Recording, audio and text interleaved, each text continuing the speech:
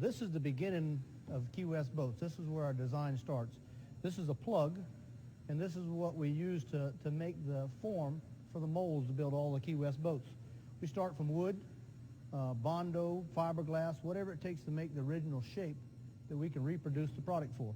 And the quality starts in the design that we start with. The fit, finish, all begins with the tool. So this is the plug.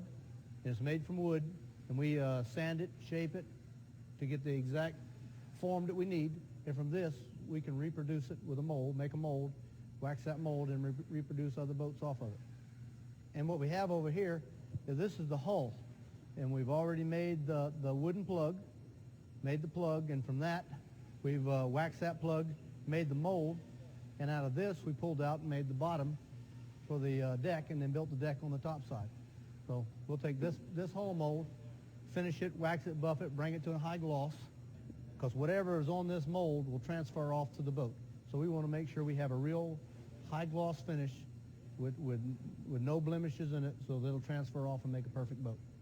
This is the beginning of a Key West boat. This is the form, or the mold, if you will, that the boat will be made inside of.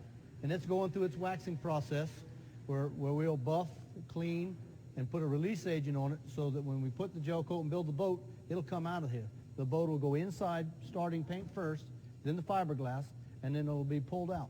And any imperfections that's in this part will be inside the mold, so inside the boat. So we want to make sure that this is as clean and as waxed up and as a good finish as possible.